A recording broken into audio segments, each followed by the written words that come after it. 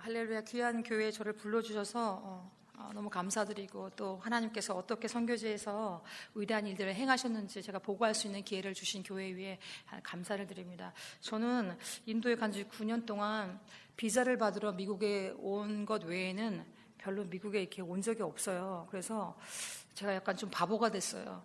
새로운 문명 잘 모르고요. 9년 전에 갔던 상태에 제가 머물러 있어요. 근데 제가 좋아하는 짐 엘리엇 선교사가 그 말을 했더라고요. 영원한 것을 위해서 영원하지 않은 것을 버리는 자는 바보가 아니다. 그래서 제 아이팟에서는 여전히, MP3에서는 여전히 9년 전에 찬양이 흘러나오고 있어요. 근데 그것을 귀하게 여기고 있습니다.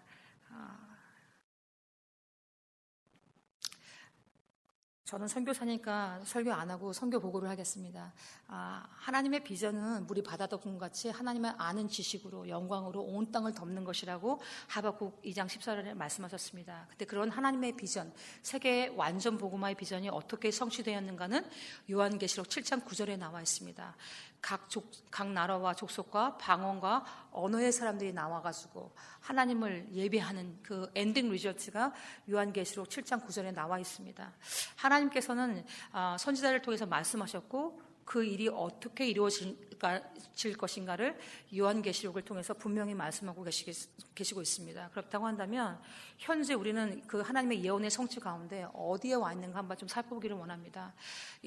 하나님은 예수님을 이 땅에 선교사로 보내셨습니다. 각 나라와 민족과 종족과 언어의 사람들을 예수님의 피로 사서 하나님께 들으시기를 원하셨기 때문에 이 땅에 잃어버린 자들을 찾아서 보내셨습니다.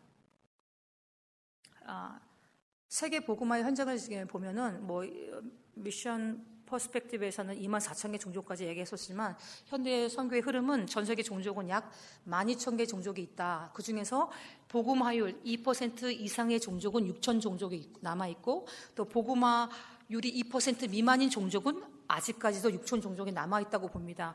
왜 2%의 기준은 뭔가? 선교학에서는 그 종족의 2%, 그 인구의 2%가 됐을 때, 복음화율이 2%의 기독교인들이 생겨났을 때 자기 종족을 스스로 복음화할 수 있는 역량이 된다고 봅니다. 그래서 2%를 기준으로 하는 것입니다. 여러분들 혹시 아시는지 모르겠지만 바닷물의 그 염도가 2%래요. 근데 그 2%의 소금기가 전 세계 바다의 염도를 유지시키고 있답니다. 미국도 복음적인 크리스찬 2%가 이 소돔과 고모라 같은 미국을 지금도 지탱해 나가고 있다는 얘기를 들었습니다.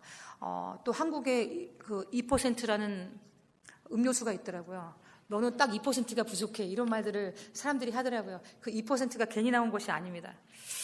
그래서 지금 세계 선교의 최대 과업은 뭐냐 하면은 복음을 전하는 일꾼이 없고 교회가 없어서 그 복음을 들을 수 있는 기회조차 잃어버린 미종족들에게 가서 복음을 전하는 일입니다.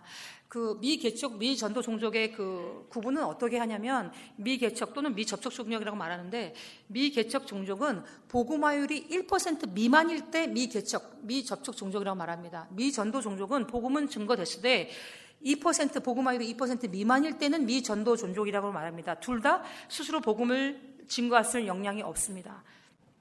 그래서 누군가는 가서 복음을 전해야 되는 사람들이죠. 왜냐하면 이들은 일단 교회가 없어요. 그러니까 목사님도 없으세요. 신자도 없어요. 그리고 성경도 없어요. 그 종족을 위해서 가서 대상으로 사역하는 선교사도 없어요. 그리고 그 종족을 입양해서 기도하는 중보 기도자들도 없어요. 그러니까 절대적으로 복음을 들을 수 있는 기회가 전혀 없는 영적인 잃어버린 고아와 같은 상태에 있는 노인자들입니다. 그런 신자가 한 명도 없는, 기독교인이 한 명도 없는 그 종족이 전 세계에 265개가 있습니다. 인구는 5.7 밀리언에 해당합니다. 한국말로는 570만 명에 해당합니다. 그리고 0.1%의 복음화율을 보이는 종족이 4,761개가 있다고 지금 나와 있습니다. 그 인구로 따지자면 18억 명이 복음을 전혀 듣지 못하고 있어요. 우리는 복음을 즐겁게 듣고 있잖아요. 우리가 골라서 듣고 있는 상태에 살고 있잖아요. 근데 저들은 복음을 전해주는 사람이 없어서 복음을 듣지 못하고 있어요. 저는 불교와 유교가 혼합된 종갓집 종선에서 태어나서 예수 믿기 전의 삶과 예수 믿는다는 것이 어떠한 삶인지 너무나 극명하게 잘 알고 있습니다. 저희 어머니는 무슨 일만 생기면 중을 찾아가서 부적을 온 문 설주에 붙이고 베개 속에다가 부적을 집어넣어줬던 그런 집에서 태어났어요. 누군가가 나에게 복음을 전하지 않았다면, 그리고 그렇게 안 믿다가 하나님 앞에 갔다고 한다면 전 너무 억울할 것 같아요. 복음, 저 먼저 받은 박유진 집사가 나한테 복음 안 전해줘서 내가 지옥 갔다고 저는 원망할 것 같아요. 복음을 듣지 못한 인구가 지금 전 세계에 18억이 넘습니다. 그런데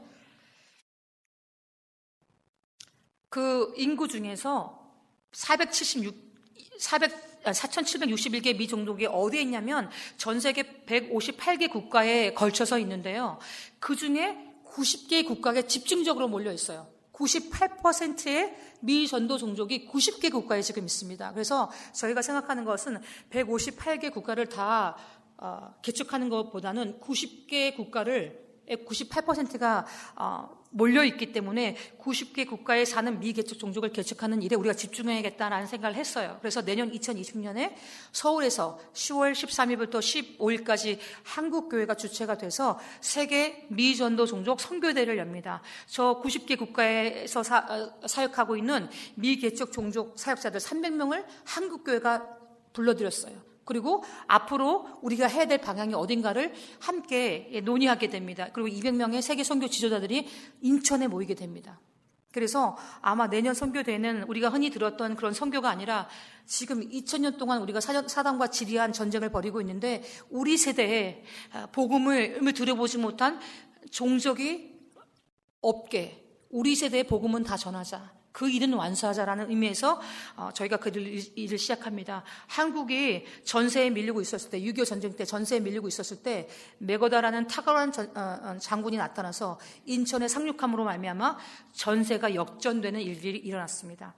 제가 생각할 때는 오늘 이곳이, 그리고 내년에 있을 인천에서의 그 모임이 지금 사단에게 밀리고 있는 이 한국교회와 세계교회의 상황에서 어떤 모멘텀이 일어나는 큰 일이 되지 않을까라고 생각을 합니다. 지금 저렇게 빨갛게 보이는 오렌지 색깔로 보이는 나라들이 있는데요. 초록색은 복음화율이 2% 이상이 된 이미 복음화된 나라들입니다. 오렌지 색깔은 복음화율이 2%인 종족들입니다. 빨간색은 뭐냐면 복음화율이 1% 미만인 미개척 종족이 몰려있는 나라입니다. 근데 유독히 저렇게 가운데 빨갛게 보이는 나라가 있죠. 제가 조금 확대해 보겠습니다. 그 나라가 어딘가 봤더니 인도입니다. 인도는 전 세계에서 가장 많은 일꾼이 필요한 나라입니다. 그 이유는 전 세계 미전도 종족의 75%가 인도에 집중해 있습니다. 제가 지금 사역하고 있는 지역은 주로 북인도인데요. 저 동그라미 쳐 있는 델리를 중심으로 해서 자동차로 350km 반경에 주로 사역을 하고 있는데요. 그 이유는 북인도의 일꾼이 절대적으로 부족하기 때문입니다. 세계 선교 최대의 과제는 인도입니다. 그 이유는 뭐냐면 아까 말씀드렸던 것처럼 복음을 듣지 못한 미전도 종족이 세계 미전도 종족의 75%가 인도에 있고 그 인구가 10억이 인도에 있습니다. 아까 18억이 복음을 듣지 못했다고 그랬잖아요. 근데 전 세계 인구 중에서 근데 10억이 인도에 집중해 있습니다. 그리고 저 하얀색, 지금 빨간색하고 파란색으로 보이는 곳은 복음화율이 조금 높아요. 왜냐하면 남부는 빨간색, 파란색 보이는 이유는 뭐냐면 사도 도마가 2000년 전에 와서 순교당했다는 이야기가 있습니다. 그리고 저 북동쪽의 빨간색, 파란색은 근대 선교의 아버지라고 불리우는 윌리엄 캐리 선교사가 와서 사역을 했던 지역이에요. 그래서 그 지역은 복음화율이 좀 높아요. 근데 저 노란색이 2%를 말해요. 복음화율 2% 미만. 그 흰색은 복음화율 1% 미만. 그 북부 지역은 거의 다 흰색이죠. 네, 지금 여러분 숫자가 잘 보이실지 모르겠지만 그 중부 지역부터 보세요. 복음화율이 1% 미만입니다. 북부 지역, 제가 생각하고 있는 북부 지역은 복음화율이 0.12%, 0.13%, 0.32%, 뭐 이 정도입니다. 평균. 어떤 디스트릭은 아예 복음률이 없습니다. 제가 북인도에 가서 사역을 하게 된 이유는 인도에는 디스트릭이라는 행정 단위가 있어요. 스테이트, 주 다음에 디스트릭이 있는데요. 그 디스트릭의 인구가 100만에서 200만입니다. 보통. 근데 복음화되지 않은, 가장 복음화되지 않은 지역이 171개가 있어요. 복음화율이 0.1% 미만, 신자가 한 명도 없는 그런 지역이 디스트릭 171개가 있는데 북인도 지역에 85개의 디스트릭이 집중해 있습니다. 그래서 제가 북인도에 가서 복음을 전하게 됐고요. 인도에는 도전들이 있어요. 일단 400개의 주요 도시가 있는데 거기에 교회가 하나도 없어요. 그리고 동네가 64만 개가 있습니다. 근데 60만 개의 교회가 하나도 없어요. 60만 개 동네 교회가 없어요. 가도 교회가 안 보여요. 그리고 언어들이 또 있어요. 서울 말만 16개예요. 그리고 주요 언어가 416개예요. 종족이 있어요. 종족의 언어가 1600개가 넘어요. 그러니까 한 나라의 언어가 2200개예요. 한국은 전라도 사람에게 전한 복음이 경상도 사람들에게 전해지잖아요. 그란 땅께, 그래 땅께요, 끝만 다르잖아요. 근데 인도는 발음도 다르고 알파벳도 다르고 뜻도 달라요. 그래서 같은 인도 사람들이지만 언어가 통하지 않아요. 그 이유는 인도라는 나라가 원래는 600개의 왕국이었어요. 그런데 영국이 식민 통치하면서 그 600개의 왕국을 인도라는 나라로 하나로 묶어버린 거예요. 그래서 선교사인 저는 한 번의 비자만 받으면 되지만 여전히 인도라는 그 안에는 600개의 문화가 공존하고 있고 다양한 언어들이 공존하고 있다는 거예요. 그래서 내가 받은 복음이 다른 언어를 사용하고 있는 종족에게 전하지 않는다는 어려움이 있어요. 그리고 그 종족의 문화가들이 또 달라요. 그래서 내가 믿은 예수님을 다른 사람에 전하는데 장애가 있다는 거예요. 또 여러분들이 사회 시간에 배우셨겠지만 신분 제도가 있어요. 카스트 제도가. 그래서 양반이 믿은 예수님을 상놈이 믿을 수 없고 상놈이 믿은 예수님을 상전한테 전할 수가 없어요. 그래서 사회적인 계층별로 또 접근해줘야 되는 그런 도전이 어려움들이 있었습니다. 근데 저희가 지난 2004년부터 2018년까지 인도의 복음화율 0%, 그러니까 기독교 신자가 한 명도 없는 종족한테 복음을 전해서 더 이상 인도에 그러니까 신자가 한 명도 없는 미개척 종족은 없습니다. 놀라지도 않으시나요? 남의 일이라고. 그런데 복음화율은 0.1% 미개척 종족들은 남아있어요. 근데 0%와 0.1%는 아무것도 아닌 것 같은데 성귀학에서는 굉장히 큰 차이를 보입니다. 인도는 세계 인구의 두 번째로 많은 나라예요. 중국이 15억, 인도가 13억의 인구입니다. 근데 중국은 공산주의 국가고 산하 제한을 해요. 근데 인도는 민주주의 국가고 산하 제한을 하지 않아요. 여자가 태어나면 출생신고를 하지 않거나 죽이거나 힌두 절간에 갖다 버려요.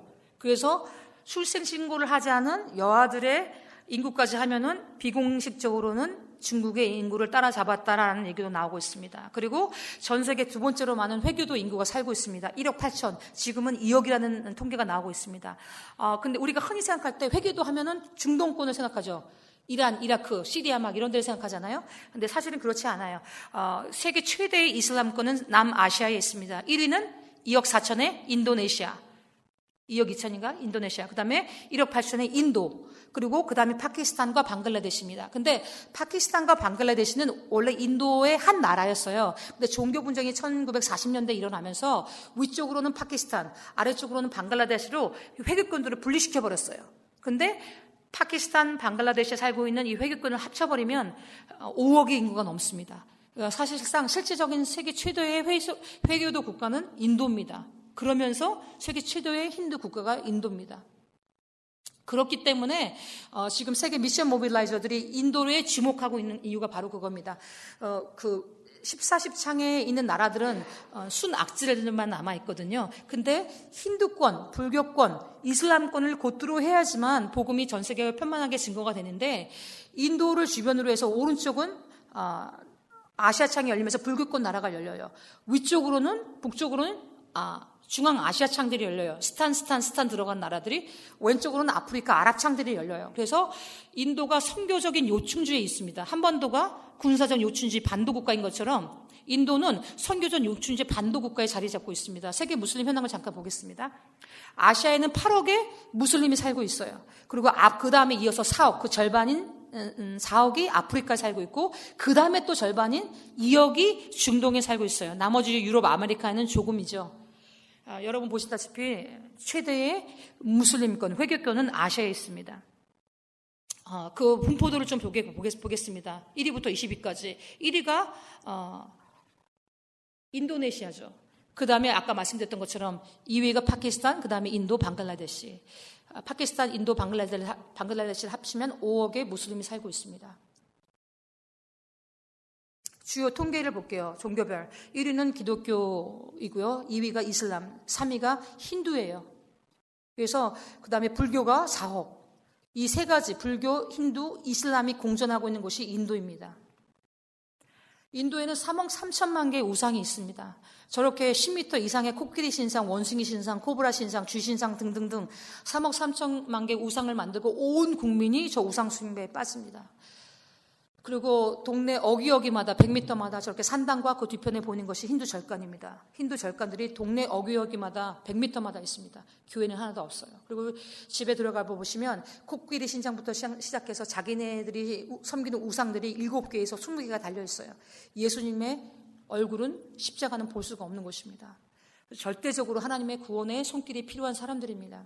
그런데 저는 인도에서 하나님께서 어떻게 역사하고 계시는가, 그리고 인도에 지금 어떤 영적 수수가 일어나는가 여러분들한테 말씀드리겠습니다. 제가 갔던 북인도 지역은 신자가 한 명도 없는 디스트릭이었어요. 그래서 예수님이 누군지도 몰랐어요. 그래서 신자가 한 명도 없으니까 소개받을 사람도 없었어요. 그래서 가가호 방문해서 복음 전도지를 가지고 가가호 방문해서 전도하기 시작했어요. 그래서 이렇게 복음 전도지 16페이지의 축복음지를 들고 전도하기 시작했어요. 혹시 당신의 집에 어려움이 있습니까? 기도해 주겠습니다. 어떤 사람은 아프다고 그래요. 그래서 기도해 주는 장면이에요. 근데 기도하는 가운데 그들이 하나님을 체험하게 됐어요. 그래서 저 가정이 예수님을 믿고 가정교회로 모이기 시작했어요. 저런 가정들이 많이 생겨나니까 신자들이 생겨나잖아요. 그러니까 제가 여자들을 모으기 시작했어요. 인도에도 여자들이 많이 예수님을 믿어요. 근데 인도에는 여자의 가치가 없어요. 그러니까 집에서 애 낳 키우고 남편한테 맨날 두들겨 맞고 그러고 있어요.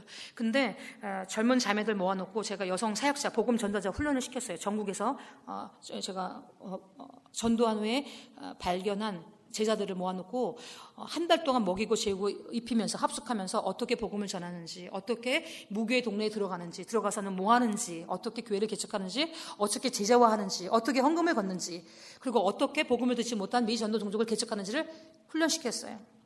그리고 나서 맨 마지막 날에는 예수님께서 요한복음 13장에 제자들의 발을 씻겼던 것처럼 발을 씻겨줬어요. 다 울어요. 왜냐하면 인도에는 3가지 카스트가 있잖아요. 근데 저들은 언터처블이에요. 그 4가지의 큰 개치기도 끼지 못하는, 만지기만 닿기만 해도 오염된다는, 영적으로 육적으로 오염된다는 사람들이에요. 근데 백인처럼 생긴 불암한 여자 같은 여자가 자기네 종이 하는 발을 씻기니까 다 울어요. 예수님의 사랑을 성경에 문자적으로 아는 것이 아니라 그들의 마음으로 새기기 시작했어요. 그리고 나가서 복음을 전하기 시작했어요. 쪽복음지 하나 들고, 그리고 가정교회들을 막 개척하기 시작했어요. 우리 사역자들이. 그리고 미전도 종족에 들어가서 복음을 전하기 시작하고, 저렇게 가정에 어머니와 아이들을 앉혀놓고 복음 증거하고, 그 가정에서 예배, 구역 모임이 시작되기 시작했고요. 남성 사역자들은 마찬가지죠. 남자들에게도 복음 전하고, 우리는 힌두에게도 복음을 전하고, 무슬림에게도 복음을 전하고, 불교 사람들에게도 복음을 전해요. 나는 힌두권 선교사다 이런 거 없어요.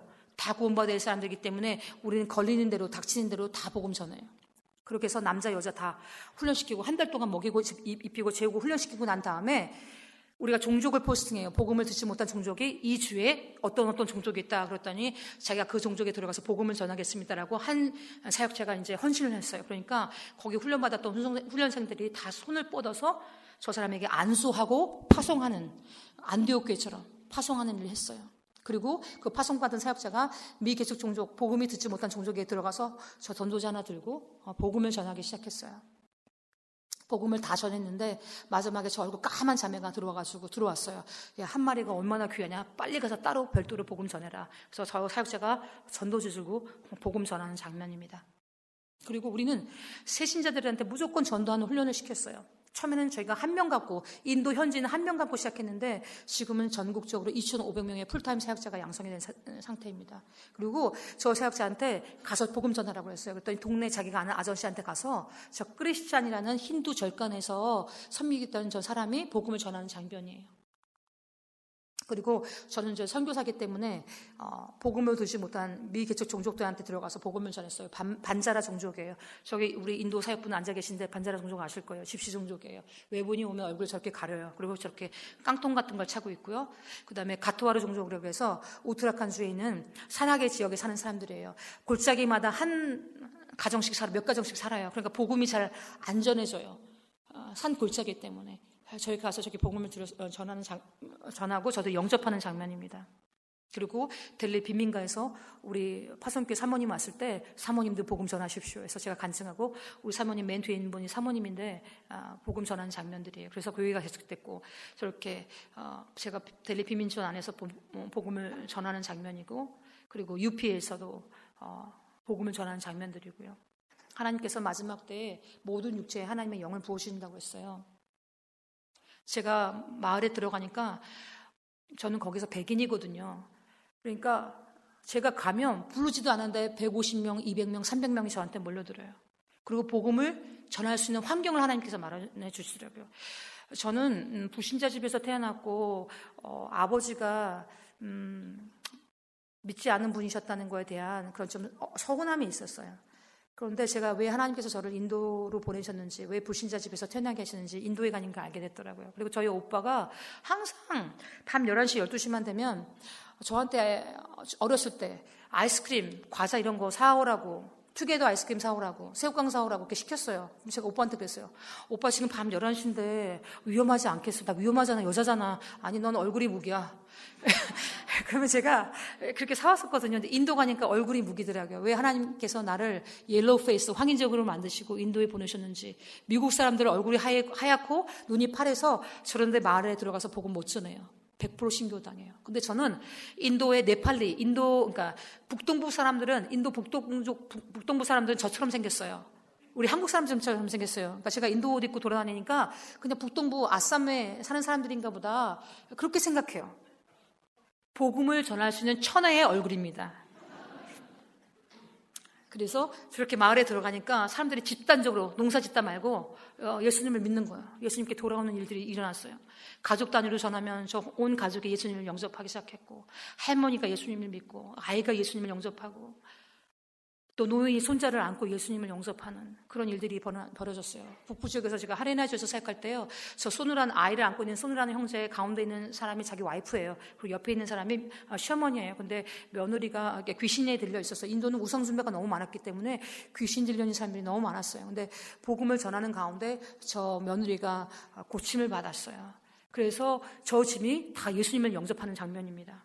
그리고 저 소누 형제는 일꾼이 됐어요. 그리고 여러분 혹시 여기 터번 들고 다니는 인도에, 여기 인도 사람들 보이시죠? 그 사람들이 시크 교도들이에요. 시크는 펀잡주에서, 북인도 펀잡주에서 발행한 신흥 종교예요. 그러니까 해교와 힌두교를 섞은 혼합 종교예요. 그리고 그 펀잡주 사람들은 다 시크 교도들이에요. 자기네 성을 갈아버렸어요. 싱으로. 구름이 씩, 아미 싱. 그래서 라스트 네임만 들어도 저 사람들이 시크 교도인 줄 잘 알아요. 근데 그 시크 교도의 땅에 저희가 들어가서 복음을 전했을 때 저 구름이 싱 가정이 예수님을 영접하는 장면이에요. 그리고 가정교회로 개척이 돼서 자기네가 그 집에서 매일 예배를 드리기 시작했어요.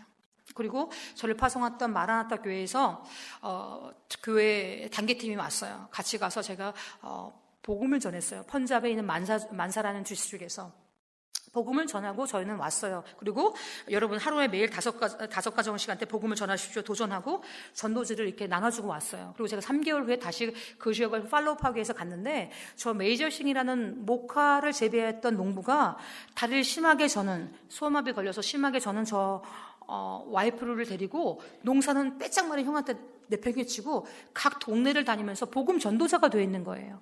그리고 자기 집 방에서는 인도 집에 아실 거예요. 3명, 4명밖에 못 앉아요. 근데 그 집에서 서서 예배를 7명씩 드리기 시작하는 거예요. 그리고 여러 가지 역사들이 일어나면서 사람들이 막 저 집에 몰려오기 시작했어요. 예배 드리러. 그러니까 자기 앞에 그 집을 갖다가 시멘트를 새로 발라가지고 단장을 하고, 누가 시키지도 않았는데 철제, 십자가로 얹어서 교회로 만들어버렸어요, 집을. 그리고 마당에서 모이기 시작하는 거예요. 방에 더 이상 못 들어가니까. 75명이 모여서 예배를 드리기 시작했어요. 근데 더 이상 모일 데가 없으니까 저한테 연락이 왔어요. 자기가 조그만 땅이 있는데 교회를 지어달라고. 그러면 자기가 매달 헌금 들어오는 거 갖고 갚겠다고. 그래서 저희가 파송교회였던 마라나타 교회 연락을 드렸어요. 이렇게 해서 이렇게 됐습니다. 그래서 만사교회 지금 만사들수계 교회가 필요합니다. 그랬더니 교회가 그걸 아나운스만 하고 헌금을 걷었어요. 근데 2주도 채 못 돼서 14,000불이 거쳤어요. 그래서 14,000불 갖고 만사교회를 지었어요. 하나님은 재밌으셔. 그래가지고 그 깨라깔라, 그 만사 디스트릭에 있는 깨라깔라 동네에 저렇게 예배를 지었어요. 문을 다 열어놓고 예배를 드려야 돼요. 더 이상 사람들이 들어올 자리가 없어요. 150명, 200명이 모여서. 그래서 문턱을 넘어서 예배를 드려요. 예배를 드리다가 강한 성령의 역사가 있어가지고 사람들이 저렇게 막 입신을 해요. 저는 참고로 영락교회에서 박수도 치면은 이상하게 보는, 그리고 방언을 갖다가 터부시하는 그런 풍토에서 제가 신앙생활을 했거든요. 제가 원치도 구하지도 않은 일들이 막 일어났어요. 근데 하나님께서 하신 일 제가 어떻게 막겠어요? 그리고 시키지도 않았는데 또 헌금을, 돈은 안 갖고 저렇게 세례탕을 지어가지고 매주일마다 세례를 주는 거예요. 믿는 자의 수가 더하더라. 매주 15명, 30명씩 제가 주일날 참석해 가서 찾아가 보면은 최소 15명에서 30명씩 세례받겠다고 나오는 거예요. 그래서 매주 15명에서 30명씩을 물에 빠뜨려요. 얼마나 감사한지. 그리고 또 저 메이저싱, 저 맨 끝에 오른쪽에 앉아있는 그분이 메이저싱 이제 목사가 됐어요. 그분이 제가 저한테 배운 그대로 전도제를 나눠주고 전도를 하고 하면서 여러분도 5명 가정에게 복음을 전하십시오 했는데, 저 가운데 까만 스카프를 하고 있는 수많은 자매가 저희가 나눠준 복음 전도제를 가지고 맨 끝에 자기 스스로 예수님을 영접하는 그 장면이 있거든요. 스스로 영접을 하고 나서는 자기 부모와 형제한테 복음을 전했어요. 그리고 주변에 사는 자기 친족들한테 복음을 전했어요. 인도는 옛날에 한국의 20년대 같아요. 친족들이 고모, 이모, 할머, 당수모들이 다 주변에 동네에서 모여 살아요. 그러니까 친족만 전도해서 모아도 35명은 돼요. 웬만한 이민교보다 사이즈가 더 커요. 갔더니 저렇게 친족교회를 만들어 놓은 거예요. 그래서 저랑 같이 사역하는 안강희 목사님이 저들에게 도전하고 격려하는 장면이에요. 여러분 1불 갖고 뭘 할 수 있으세요, 미국에서? 근데 인도에서는 1불이면 20장의 전도지를 만들 수 있어요. 그럼 20가정에게 복음을 전할 수 있어요. 한 가정에 4명에서 5명의 가정 인원수가 있어요. 그러면 100명에서 120명이 복음을 들을 수 있어요. 1불 갖고. 그리고 페리다바드 하레나주인데요, 우리 교회 단기팀이 와서 복음을 전했어요. 그리고 저 맨 앞에 있는 이 자주색 옷을 입은 자매가 저 집안의 종갓집 종손의 며느리인데 아이를 안 생겼어요. 근데 저희 장로님과 팀들이 와서 그냥 기도해주고 갔어요. 기도 제목이 뭐냐 그러니까 아이를 낳게 해달라고. 그리고 갔는데 1년이 지났을까? 연락이 왔어요. 우리 가운데 하얀 와이셔츠 입은 라이브 목사님을 통해서 와서 자기네 집에 와달라고. 무슨 일이 있냐고 1년 만에 저 연락이 오니까 사실은 자기가 여러분들이 기도해주고 난 이후에 2개월 만에 아이를 가졌습니다. 근데 그 아이를 하나님께 드리고 싶습니다. 그래서 우리가 할렐루야 하고 갔더니 저 친족들이 다 모였는데요, 온 집안이 완전 잔치인 거예요. 종갓집 종손의 며느리가 아이를 못 낳다가 아이가 생겼으니까. 그래가지고 제가 라빈 목사님 옆구리를 찌르면서 지금이 때가 아니냐, 빨리 복음을 전하거라. 그래가지고 복음을 전했더니만 저들이 다 영접하고 친족 교회로 구성이 된 교회가 생겼죠. 페레다바드에 생겨났어요. 그리고 꼬르라는 마을에 미개척 종족, 복음을 듣지 못한 종족이 있다고 제가 찾아가는 길이었어요. 근데 저렇게 황토길이고 가도 교회가, 마을이 나오지 않는 거예요. 근데 배에서는 정말 꼬르륵 소리가 나고 돌아가야 될까 막 생각했어요. 근데 오후 3시가 넘어서 그 마을에 도착했어요. 갔더니 하나님의 입에 놓으신 평안의 사람, 누가복음에 그런 말 있잖아요. 누가복음 10장에 너는 평안의 사람의 집에 유하며 그들이 주는 것을 먹으며 회개의 병낫기를 기도하고 회개의 복음을 전파하라고 말씀하셨잖아요. 그 평안의 사람이 있더라고요. 방에 들어갈 수가 없어요. 동네 사람들이 다 나왔기 때문에. 그 집 앞마당에서 복음을 전하고 저들이 영접하는 장면이에요. 그래서 저 꼬르 마을에 교회가 개척이 됐습니다. 가는 곳마다. 그리고 작년 연말에 남부 안드라프라데시주에서 저희가 복음을 전했는데 저 강력한 우상 숭배자가 거부했어요. 근데 우리 삭제가 몇 번을 찾아갔어요. 그랬더니 이제 복음을 듣는 거 뭐 듣기만 하면 된다. 그러니까 듣는 건 어렵대. 그러니까 믿지는 않겠대. 듣기만 하라고 복음을 전했어요. 그랬더니 저 사람이 복음을 듣는 게 마음이 하나님께서 마음을 만져주셔서 저 사람이 예수님을 믿게 됐어요. 그랬더니만은 자기 그 지역에 힌두 목사 사제인 사람한테 가자는 거예요. 자기 힌두교 목사인 나렌드라 목사한테 가자는 거예요. 그래서 사제한테 갔어요. 그랬더니 복음을 우리가 전했어요. 그랬더니 어떻게 전했냐면, 너희 힌두교에서는 이렇게 얘기한다. 너희는 죄가 있다. 그 죄가 너를 죽일 것이다. 너희는 그 죄로부터 너희 스스로 구원하라. 선을 행하라. 이렇게 가르친다. 근데 우리 예수님은 이렇게 말씀하셨다. 너는 죄가 있다. 너는 그 죄로 인해서 심판받게 될 것이다. 근데 내가 내 죄를 위해서 내가 죽었노라. 대신 죽었노라. 라고 말했다고. 이 말씀에 저 사제가 마음이 무너지면서 자기가 오랜 세월 동안 진리를 찾았다는 거예요. 근데 예수님이 진리라고 고백했어요. 그리고 저 나렌드라 사제가 예수님을 믿고 지금 복음을 전하고 있어요. 힌두교 목사가. 안드라프라데시에서 불과 9개월 전에 있었던 일입니다. 그리고 제가 훈련시켰던 여성 사역자들을 강구아타 미개척 종족에게 보냈어요. 저 천막 같은 데가 그 종족들이 사는 집들이었어요. 그리고 제가 조그맣게 집을 빌려서 1920년대 한국 근대 그 사람 가는 그런 곳을 빌려서 예배를 드리기 시작하고 2019년 3월에는 그 종족 자체 건물이 지어졌어요. 그리고 강구아타 종족의 사람들을 목사로 키워서 그 종족 출신의 목사가 지금은 강구아타 종족을 복음화하고 예배를 인도하는 일들이 일어났습니다. 그러니까 현지인들에 의한 복음 전도가 이루어지고 있습니다. 선교사들에 의해서가 아니라. 저렇게 가는 곳마다 제가 어디서 폰 사진이 아니에요. 저희 사역 중에 다 있었던 일들을 제가 저렇게 찍어놓은 거였었고, 저것은 구자라주에서 있는 일이에요. 지금 인도의 극우주의 정당 나렌드라 모디 총리가 주지사를 3선을 하는 지역인데요. 반종교 개정법이 통과된 주예요. 그러니까 종교를 개종시키는 행위에 준하는 일을 하면은 1년치, 인도 사람들이 1년치 월급에 해당하는 벌금을 매기고 감옥에 집어넣어요. 전도도 당연히 그 행위에 해당이 되죠. 복음을 전해서요. 어렵다고 가지 않는 지역들이에요. 저희 가서 복음을 전하는 가운데 저 청년들이 가슴에 손을 얹고 무릎을 꿇고 예수님을 영접하더라고요. 저는 많은 곳에 가서 복음을 전했지만 깜짝 놀랐어요. 그 어렵다는 지역에서 저런 청년이 있을 줄은 몰랐거든요. 우리가 어렵다고 그곳에 가지 않았다고 한다면 저런 새벽 이슬 같은 청년들을 우리가 발견할 수 있었을까요? 만날 수 있었을까요? 그리고 가정에서 저렇게 또 복음 전도했을 때 온 가정에 옆에 이웃들이 와서 예수를 믿는 장면, 농사 짓다 말고 와서 예배 영성파는 장면이고요. 그 다음에 새신자들이 물이 있으면 우리는 침례를 줘요. 물이 없으면 이렇게 뿌리는 그런 뿌리는 것이 아니라 붓는 세례를 주고, 그리고 처음 믿은 사람들에게 1:1 전도 훈련을 하게 해요. 그래서 자기 간증하게 하고 전도지 갖고 서로에게 복음을 전하는 것을 연습하는 장면이에요. 그리고 저 19살 데비다스는 술 중독에 빠져 있었어요. 자살 충동에 시달리는 청년인데 예수님을 믿고, 이 사람이 두 번째 우리 제자예요. 인도에서 두 번째 제자. 그래서 우리가 가르친 것을 나와서 가르쳐 보라고 그랬더니 가르치고 있는 장면이에요. 근데 좀 이따 저 청년이 나올 텐데요. 저 청년이 지금은 인도 총회의 리더십으로 서 있습니다. 그리고 데비다스가 낳은 또 다른 사람들이 낳은 그 신자들을 모아놓고 저희가 3대 4대의 그 영적 제자들을 모아놓고 한 달 동안 먹이고 입히면서 교회 개척 사역자 양성 훈련을 하는 장면입니다. 그리고 그 중에 짝꿍기도 하고, 물이 없으니까 저희는 이제 빌려서 저렇게 건물에서 했으니까 깡통에다가 물 받아가지고 의식이 아닌 순종의 의미로서 세례를 주기 시작했고요. 또 같이 떡을 나누고 성찬식을 하고요.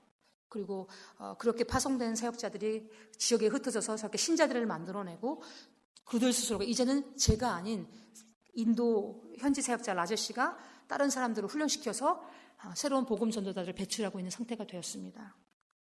그래서 한 명으로 시작했던 인도 사역의 훈련들이 저렇게 북부 지역, 우트라칸주에서, 히마차 프라데시주에서, 펀잡 지역에서, 또 델리 지역에서, 하리나 지역에서, 네팔의 사역자까지 불러들여서 교회 개척 사역자 훈련들이 시작되고 있습니다. 그리고 제가 저 타이핑이 잘못됐네. 2013년 5월에 안드라 프라데시에서 훈련 사역자를 양성하는 그 훈련을 했어요. 그리고 제가 가르친 것을 우리 조티 자매보러 나와서 한번 리뷰를 해보라고 가르치는 장면이에요.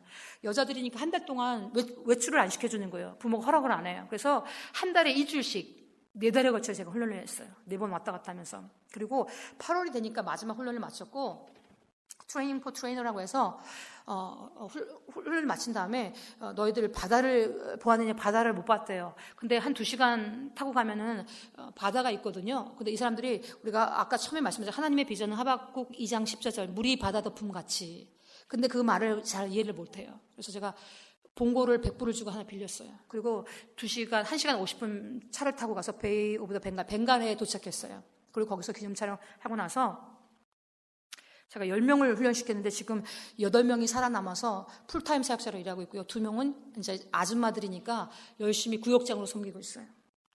아주 많이 남은 케이스예요. 그래서 이들이 물이 바다 덮음같이 여호와의 영광을 아는 그 지식이 온 땅 가득할 것이라는 그것을, 그 말씀, 하나님의 말씀을 문자로 이해하는 것이 아니라 마음으로 이해하게 시켰어요. 그리고 물이 바다를 덮는다는 것이 어떤 의미인지 확 온 거예요. 그리고 나서는 세례를 다 받은 자매들임에도 불구하고 자기네끼리 세례를 주더라고요. 그리고 얼마나 기뻐하는지. 저는 제가 제 생에서 이렇게 잘한 일이 별로 없는데 선교사로 헌신한 거, 그 다음에 저들 백불 들여가지고 봉고 태워가지고 빌려가지고 바다 구경 시켜준 거 너무 잘한 것 같아요. 돈은 그렇게 쓰시는 겁니다, 여러분. 그리고 우트라칸 북부 지역에서 똑같이 지자를 전도훈련 시키는 거예요. 전도를 해야지 새신자가 생기고, 새신자가 생겨야지 사역자를 키울 수 있잖아요. 전도를 당연히 전도부터 시키죠. 그것이 우트라칸 산악 지역에서, 라자스탄 사막 지역에서, 그 다음에 하리나 지역에서 집에서 모이다가 집에서 더 이상 모일 수 없는 숫자가 되니까 자기네들 헌금을 걷어서 조그만한 장소를 빌려서 예배를 드리기 시작해요. 저렇게 무릎 꿇고 1시간을 찬양해요. 그리고 말씀하고 기도하고 3시간을 예배드려요. 그리고 라자스탄 주일 예배 후에는 친교를 하는데, 이들은 돈이 없으니까 쌀하고 녹두를 가져와요. 인도 사람들의 기본 식량이에요. 짜우렌 달, 저기 인도 분 아시는 짜우렌 달이 기본 식량이에요. 자기네 헌문을 가진 것 같고 저렇게 신교를 하기 시작했어요. 교회의 모형을 갖춰가기 시작하더라고요. 자기네 스스로 헌금을 걷어서 저렇게 지하를 빌려가지고 예배를 데리고 마이크를 사고. 파타일 안드라 종족내 개척된 가정교회예요. 산호제 임마누엘 교회에서 저 종족을 입양해서 사역자를 파송했어요. 현지 사역자를 파송했어요. 2명을. 그래가지고 저 종족내 개척된 가정교회에서 팀들이 와서 같이 예배를 드린 장면이에요. 얼마나 기뻐하는지 몰라요. 예수님께서 누가복음 4장에 예수님의 이 땅에 오신 사명을 선언하시더라고요. 주의 성령이 내게 임하셨으니 이는 가난한 자에게 복음을 전하게 하시려고 내게 기름을 부으시고 나를 보내사 포로된 자에게 자유를, 눈먼 자에게 다시 보게 함을 전파하며 눌린 자에게 자유를 주셨다고. 소경이 보며 앉은 뱅이가 걸으며 문둥이가 깨끗함을 받으며 귀머거리가 들으며 죽은 자가 살아나며 가난한 자에게 복음이 전파된다 하라. 사도 세례 요한의 제자들이 와서 당신이 그거일까? 물었을 때 예수님이 하신 대답이에요. 근데 저 말씀이, 예수님이 하신 말씀이요, 저희 인도 사역 가운데 다 일어났어요. 저는 참고로 아무런 은사가 없습니다. 우리 사역자들이 사역하는 가운데, 예수 믿고 사역하는 가운데 저 일이 일어났어요. 왜 저런 일들이 일어났었을까? 왜 CNN에 날만한 저런 표적과 기사를 인도 땅에 베푸실까?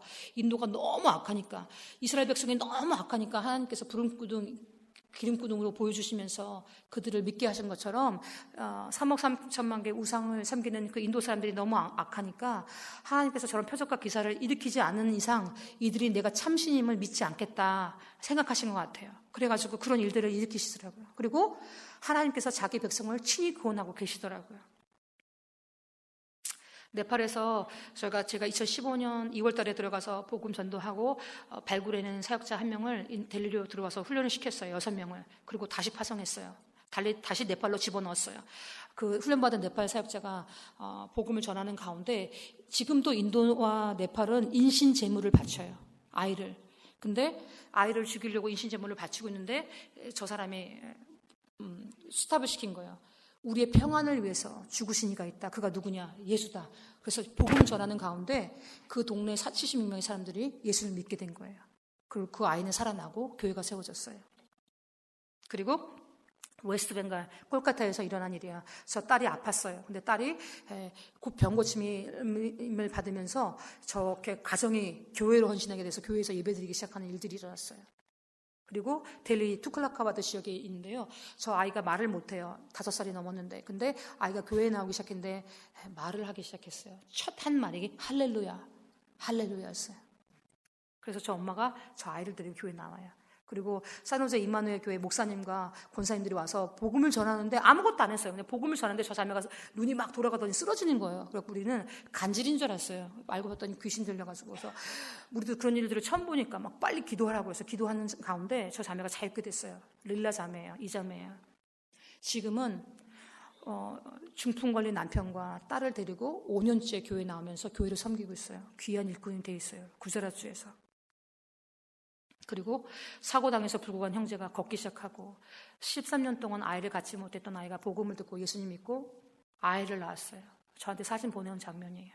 델리에서 교회 개척하고 십자가 걸어주고 선물하고, 그리고 인도의 델리의 교회, 골목길 교회예요.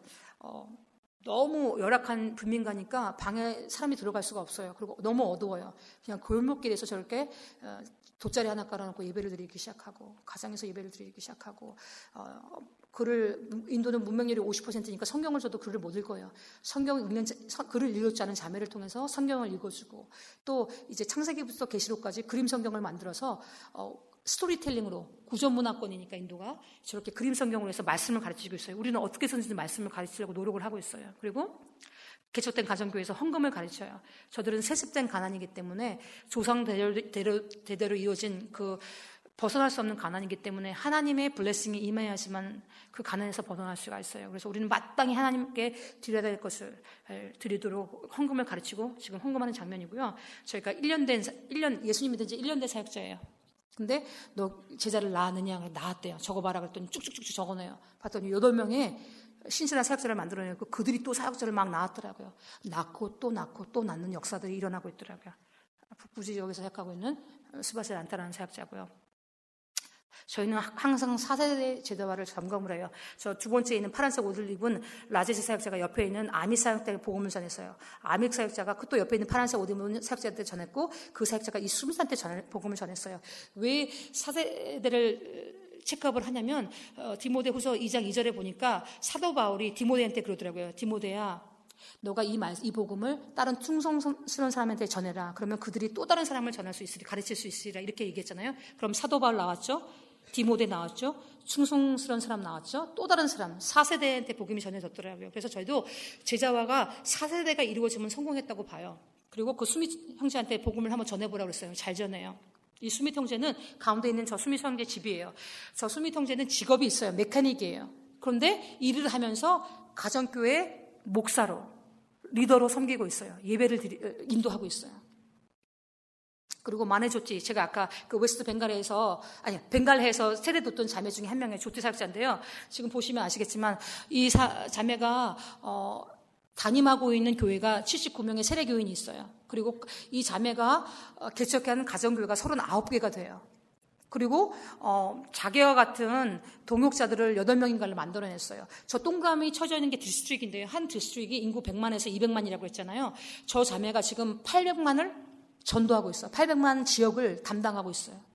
여자 자매, 결혼도 안 한 자매가. 그리고 마네조티가 만들어낸 일꾼들을 제가 이번에는 손으로가 아니라 좀 보기 쉬우라고 전해놨어요. 마네조티, 저 조티 자매가 인구 100만에서 200만을 책임지는 디스트릭 코디네이터 3명을 만들어냈더라고요. 그리고 또 그들이 만들어냈더라고요. 4대대 제자화가 이루어졌죠. 그 다음에 프라산나 사역자는 5개 이상의 디스트릭을 책임지는 리지널 코디네이터 4명을 만들어냈어요. 제일 잘하고 있어요. 릴리 사역자도 마찬가지고, 마히마 사역자도 마찬가지고, 그들의 제자 바그함도 마찬가지고, 그들의 제자 산티 사역자도 마찬가지고, 제자들이 끊임없이 제자화를 하고 있더라고요. 하나님의 위대한 역사를 보면 어떻게 이런 일들이 이루어졌냐. 그림 아까 말씀 보여드렸던 그 전도지를 통해서, 그 다음에 기초 제자 양육 10가지 제자 양육, 그래서 예수님을 믿으면 반드시 해야 될 거, 회개하고 믿어라, 사교의 이야기를 가르쳐요. 그리고 세례받아라, 예수님도 세례받으셨다 등등등. 그러면서 10가지의 계명을 가르쳐요. 그 다음에 50개 그림 이야기, 창세기부터 계시록까지. 그래서 1년이 52주니까 50개 성경이면 1년을 띄잖아요, 성경을. 그 다음 100개 이야기를 또 만들었어요. 그러면은 2년을 띄잖아요. 그럼 3년이면 성경 개관이 다 되는 거예요. 이게 말씀드린 각 주요 언어 9개의 언어로 지금 저희가 만들었어요. 그리고 네팔의 언어로도 만들고, 그 다음에 아까 보셨던 50개의 성경 이야기, 100개의 성경 이야기, 밑에는 워먼 오브 더 바이블 해서 여자들, 정체성이 없는 여자들, 방황하는 여자들, 성경 속의 여인들의 얘기를 가지고 그들을 격려하고 있죠. 그리고 예수님의 10가지 계명 이야기 해서 새신자 양육 프로그램에서 저 10가지 계명 가르치고 그림 성경을 가지고 말씀을 가르치고 있습니다. 그렇게 했더니 각 지역에 이제는 사역자들이 생겨나더라고요. 우트라칸 지역에서, 펀잡 주에서, 텔렌가나 주에서, 하레나 주에서, 미룻 유피 지역에서, 그렇게 해서 생겨난 사역자들을 위해서 교단을 형성해서 우리가 만들었어요. 인도 새생명 선교교회 총회를 만들었어요. 강대 목사님, 여러 도역하는 한국교회 목사님들이 오셔가지고 이제 목사 안수식을 해주는 거예요. 그리고 저 가운데 초록색 입은 옷 입은 형제가 아까 제가 말씀드렸던 데이비다스 19살의 술주정뱅이 자살 충동에 시달렸던 저 청년이 이제는 27살 청년이 돼가지고요. 총회 총무로 선출이 됐어요. 인도 사람들에 의해서 자기 리더십이 세워지고 교회를 섬기고 목사들을 케어하는 일들을 스스로 하고 있습니다. 그리고 각 주의 책임 사역자들을 임명해서 3년마다 로테이션 돼서 새롭게 사역자들을 임명해요. 그리고 뜨겁게 기도합니다. 자기네들이 세운 가지고. 그리고 이제 불신자를 현지 불신자들을 전도해서 신자를 만들고, 신자를 구역장 만들고, 구역장 중에서 또 잘하는 사람들은 한 달 동안 먹이고 입히면서 복음 전도자들을 만들고, 그 중에서도 정말 목회자로 키워야 될 사람들이 생겨나서 저희가 이제 2016년부터 인도 총신을 만들어서 Assembly of Youth Life Mission Church 신학교를 만들었어요. 1년 동안 1년 과정으로 성경 66권만 가르쳐요. 챕터 바이 챕터. 그래서 이제 한국의 비전교회 최희성 목사님이 이사장으로 계시고 저 총신을 섬겨주고 계시고요. 1기 졸업식 2017년 16년에 시작해서 17년에 1기 졸업식이 있었고요. 2기 졸업식이 있었고요. 3기 졸업식 때는 우리 강대 목사님들 참석해 주셔서 축하해 주셨어요. 그래서 올해 9월 달에 또 4기가 들어와서 이제 또 훈련을 받습니다. 그리고 각 주별로 자기네 주의 전도 계획을 세워요. 3개월 단위로. 그리고 제가 2015년 2월 달에 인도에 처음 들어가서 미개척 종족 10개를 개척하고 나왔어요. 그리고 발굴한 인도 현지 사역자 6명을 델리로 불러드렸어요. 근데 지금은 30명의 풀타임 사역자가 생겨나서 네팔 현지 사역자 스스로 지금 이 네팔의 전도 계획을 세우고 있는 장면입니다. 그리고 제가 2017년 3년 만에 다시 들어가서 우리 네팔 사역자들과 함께 네팔을 복음하는 계획들을 세우는 장면입니다. 그리고 미얀마도 저희가 2016년부터 들어가서 현지인들을 복음화하고 현지인들을 세우는 일들을 지금 하고 있습니다. 그리고 각 나라별로 세워진 네팔, 미얀마, 인도의 새로운 사역자들에게 책임 사역자 안수식을 하는 장면들이고요.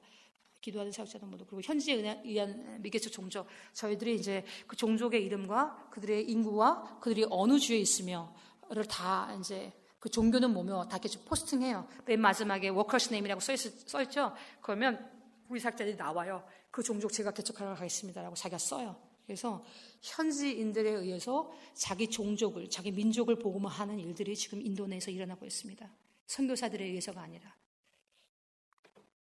그리고 델리 투클라카바드 교회 3명이 모였다가 15명이 모였다가 이제는 성실교회에서 교회 건물을 지어줘서 2014년에 이제 150명 모이는 교회가 됐고 2016년에는 그 뒤에 목회자 연수원을 세워서 우리 한 번도 목회자의 삶을 살지 못한 인도 사람들 저기 뒤에서 세 달 동안 있으면서 라빈 목사님한테 목회자 인턴십을 받고 있습니다.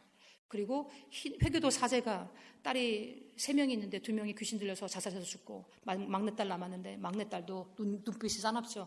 귀신 들렸어요. 그러니까 동네에서 사람들이 그러는 거예요. 너 투클라카바드 교회 나가버려. 딸이 살 거라고. 그러니까 저 힌두교 목사가 빵똥모자 쓰고 교회를 나온 거예요. 교회 사람들이 엄청 기도했죠. 딸이 자유케 됐어요. 그러니까 저 사람이 맨날 빵똥모자를 쓰고 교회에 나와요. 회계도 목사가. 그러니까 이 회계도 동네에 소문이 난 거예요. 저기 투클라카바드는 회계도와 힌두교가 사는 동네거든요. 인도 역사상 교회가 한 번도 들어오지 못한, 생겨난 적이 없던 동네예요. 근데 저 투클라카바드 교회가 세워지면서 저런 역사들이 막 일어나는 거예요.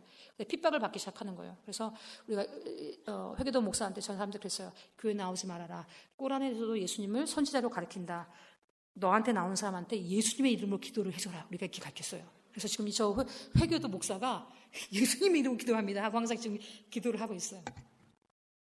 그리고 이제 그 교회가 너무 오래되고 지붕은 슬라브 지붕이었기 때문에 이게 붕괴되기 직전이어가지고 저희가 이제 교회를 다시 지었는데 핍박이 와가지고 저렇게 못 짓고 있다가 마라나타 교회에서 재건축 비용을 대줘가지고 저렇게 인도 역사상 최초로 교회가 지어졌었고 인도 역사상 최초로 또 에어컨 있는 교회가 저렇게 세워져서 성도들이 나와서 울면서 기도하면서 저 기도하고 있어요.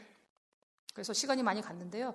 제가 이제 네팔에서 다누크 종족 들어가서 복음 개척하는 장면들이고 6명 델리에 불러들여서 훈련하는 장면들이었고요. 그리고 그 훈련받은 사역자들이 들어가서 네팔 사람들한테 복음 전도하는 장면이에요. 네팔에 있는 미개척 종족들한테. 그리고 네팔의 당대수익의 현지인들에 의해서 교회가 개척이 됐어요. 선교사에 의해서가 아니라. 그래서 예배드린 장면이고요. 미얀마도 마찬가지고요. 인도 사역자를 선교사로 파송했어요, 저희가. 2014년에 델리 북부센터가 세워졌고요. 훈련센터가 세워졌고 2016년에 보팔에 중부센터가 세워지고요. 그리고 돈 한 푼 없었는데 우리가 믿음으로 기도를 시작했어요. 주시옵소서. 그랬더니 2018년에 하나님께서 정말 땅값을 지불할 돈을 주셔가지고 여러 교회들이 동역해가지고 작년에 저렇게 교회가 개척이 훈련센터가 돼서요. 북부, 중부, 남부에 세 개의 권역으로 나눠서 이제 사역자들 모임을 할 수 있는 장소가 마련이 됐어요. 뭐 숫자들은 안 보겠습니다. 그래서 이제 우리는 어떻게 해서든 저들에게 성령의 역사는 너무 많이 일어나고 있기 때문에 저들에게 말씀을 가르쳐야겠다. 그래서 목사님들 오시면 무조건 3일 동안 챕터 바이 챕터 성경 가르쳐 주세요. 그래서 비전 스쿨 오브 패스터라는 성경 교육을 지금 하고 있어요. 쿼터별로.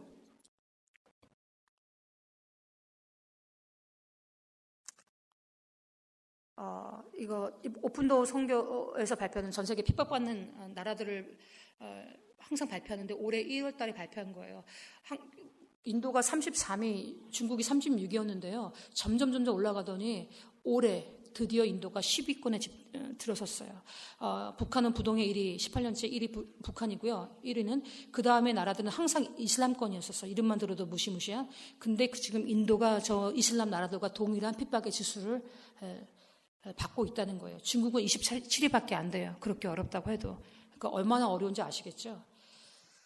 네, 인도는 조금 달라요. 그 핍박받는 이유가 다른 나라들은 독재 정권이나 이슬람권이었기 때문이었는데 인도는 지금 힌두교라는 종교 민족주의가 부흥을 하면서 힌두교회는 다 필요 없다는 거예요. 그래서 교회를 다 때려 부시고 불을 지르는 일들이 발생하고 있어요. 우리 UP주에 사역하고 있는 켈라시 사역자가 복음 전하다가 힌두 극우주의자한테 공격당해가지고 다리를 부러졌어요. 그럼에도 불구하고 반종교 개정법이 통과된 MP주에서는 사람들이 집전적으로 예수님을 믿고 그림이 안 나오네요. 예, 하는 일들이라고 있습니다. 그래서 저희가 지금 인도에서 땅끝까지 인디아 투 디 엔드라는 그 슬로건을 가지고 우리 사역자를 훈련시키고 있어요. 우리는 하다가 죽을 것이다. 그렇지만 나머지를 너희가 해라. 인도 땅끝까지 가서 복음 전해라. 사도 도마를 예수님의 12제자였던 한 사람을 예수님께서 그냥 인도로 보내신 것이 아니다. 분명히 인도가 세계 선교에 쓰임받을 날이 올 것이다.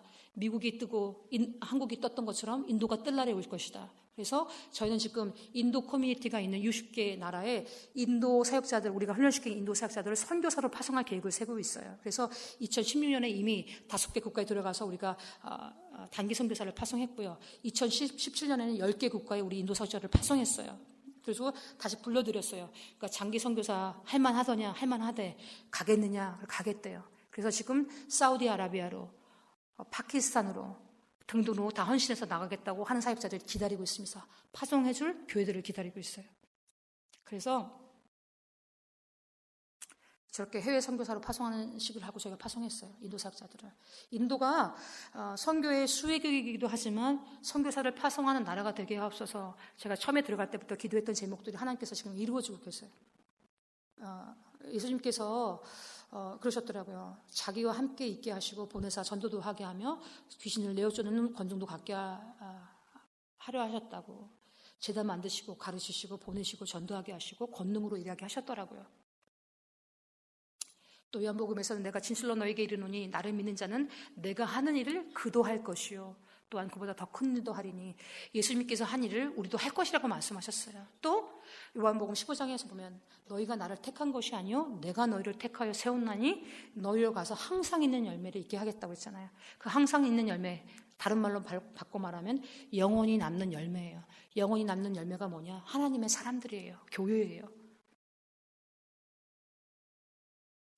너희는 주의 길을 예비하라. 그의 길을 평탄케 하라. 모든 골짜기가 메워지고 모든 산이 낮아지며 모든 육체가 하나님의 구원하심을 볼 것이라고 말씀하셨어요. 우리가 모든 육체가 하나님의 구원하심을 볼 것이라는 하나님의 그 예언의 성취 과정에 우리가 지금 가고 있는 것입니다. 저희들을 누가 했냐? 150명, 200명, 많이 모이면 300명 사이즈의 한인교회 7교회가 힘에 지나도록 훈련 사역들을 됐고요. 힘에 지나도록 전도지원금을 보냈고요. 그 일을 감당했습니다. 그래서 세계 미 전도 종족 개척 선교에 있어서 역사의 한 페이지를 지금 한인교회 7교회가 넘겼습니다. IMB 808개 개척했을 때 우리 갭과 한인교회 7교회가 합쳐서 680개를 개척했습니다. 다윗과 골리앗의 싸움이죠. 남침내교회는 세계에서 가장 많은 선교비를 쏟아붓는데 한인 150명에서 200명 모이는 교회, 여러분 교회 같은 사이즈의 7교회가 저희를 했는데요. 하나님께서 그런 교회를 찾고 계십니다. 우리가 포틀랜드의 작은 지역에 있어서 이 교회를 위해서, 이 지역을만 위해서, 내 교회를 위해서만 우리가 사역한다면 여긴 동네 불교에 불과해요. 그렇지만 내가 포틀랜드의 어디 조그만 동네에 짱박혀 있지만 민족을 위해서, 나라들을 위해서 그 민족 복음화의 재단으로 우리를 삼아주시옵소서 기도하는 교회는 세계적인 교회예요. 왜? 세계를 놓고 기도하니까. 저는 에덴 장로교회가 저같이 이름도 없는 선교사, 무명의 선교사를 불러들여서 하나님께서 하신 일들을 듣게 하시는 것에는 이유가 있다고 생각해요. 여러분들 에덴 교회 포틀랜드에 정말 교회가 어렵다고 하는 이 지역에서 여러분들이 소수가 모여서 하나님을 예배하는 예배 공동체를 이루었지만 이곳에서 복음을 듣지 못한 4,761개의 종족들을 위해서 이방에서 기도해 주세요. 그러면 하나님께서 기억하시는 교회가 되는 그런 교회가 될 것입니다. 감사합니다.